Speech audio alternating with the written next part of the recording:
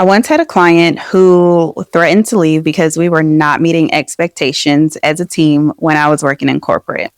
Before we get into this video, I am going to say that it is spring break around here. So there's probably going to be some kids that you're going to hear. I want to talk about how the team was doing all the right things. They were working really hard. They were staying late. But when I looked around, the problem wasn't the team or the effort or lack of effort. It was misaligned priorities. Once we fixed the alignment, we didn't just save the relationship. We actually exceeded their expectations. This video is not about lazy employees, another productivity hack, another tool or something that you need to put in place. This is about priority alignment. Because when priorities don't align and they don't match at the leadership layer, what ends up happening is the team ends up working really hard on things and they end up wasting time. Leadership is often frustrated and they're upset because nothing is meeting their expectation, and the client is escalating. They're frustrated because their expectations are also not being met. Revenue is stalling because oftentimes the founder is inside of the day-to-day instead of moving the business forward. Let me paint a picture for you. At this point in my career, I was the middle person between the client, the team, and the company. So what I was in charge of was making sure that everything moved forward in a timely manner and as accurate as possible. What ended up happening was I would notice that the team was working really hard. They were staying until midnight.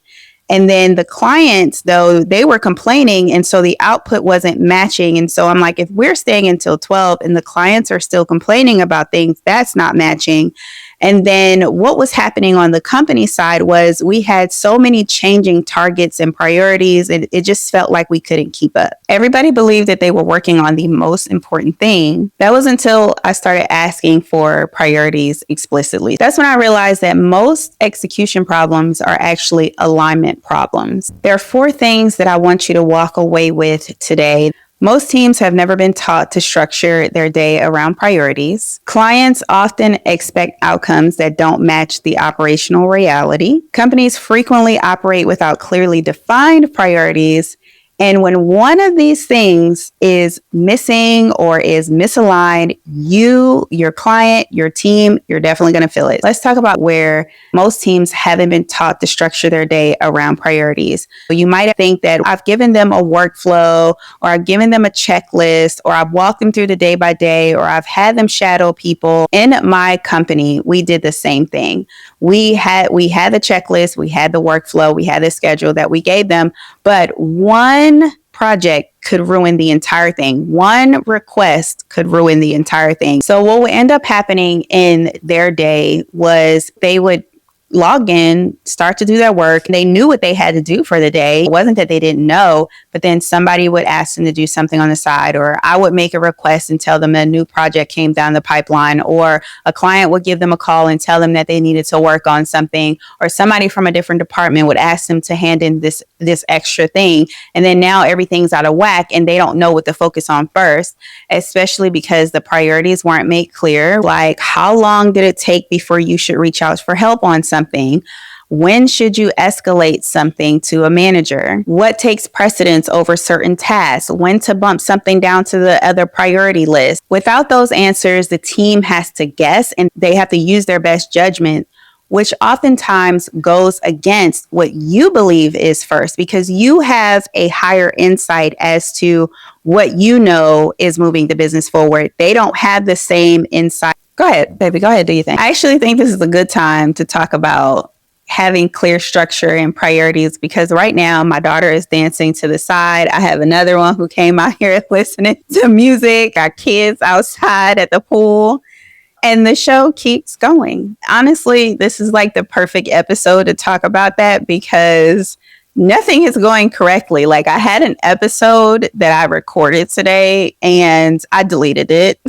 I spent literally a whole hour recording the episode and I deleted it. My microphones didn't charge. It's not quiet. It's spring break. This is what it means to lead through the chaos anyway. I think this episode serves as an example of still how to prioritize, even though there are things happening in the background of your business. So let's move forward. The second point is the client having unrealistic expectations. This client was used to somebody always telling them yes. They were used to every time they had a request, regardless of what it was, if they wanted it by end of day, the answer was yes. If they wanted it by the end of the week, the answer was yes. The person who was giving them these answers didn't consider what was on the team's plate. They would often take it over themselves, jump in to do it to make sure that it got done, for fear of disappointing the client, or they didn't realize that they can actually say no to the client. So what I started doing was asking them for a list of priorities that they wanted us to work on. At first, when they would give us these lists, everything was a high priority. But with them clearly outlining their priorities, they realized that they would easily give us the list of 10 highest priorities. And so what I did was I was like, okay, what are the top 3 priorities that you want to have? These are the ones that are the most high impacts that you want us to actually look at, that if we didn't follow through on these this week, there would be some serious impact to your business. And so the rest of them would have to be on best efforts basis, or we can set some targets on when we can reach those. And so this really started managing the client's expectations, because now when they would send me a list, then they would say, okay, this is what we had that's a priority. And if they needed to change priorities, they would bump something down on the list. Or I could go back to the last priority that they gave me and say, okay, you gave me this priority last week and we're supposed to be hitting that by this deadline. Is this still a priority, or do we need to shift priorities? It really gave me something to work with outside of them just saying, oh, this is broken, we need to fix this now. And then now we're working on this thing, but now this thing is broken. It's like you're always chasing a target if that's how you're reacting to something. And that's how we were working. Let's get to the company where they had no real priorities. If you were out on PTO or something like that, you missed whatever the priority was for that day, for that week, for that moment. There was nothing concrete that we were working towards. It was about whoever was being the loudest or whatever was broken that week. And this really was destabilizing for the team, because the client is giving us their 10 list of commands that they want us to work on. And now the company, theirs is just based on whatever Band-Aid is needed for the week. So everybody is on a whole different page based on what is important to them and their role and the outcome that they're wanting.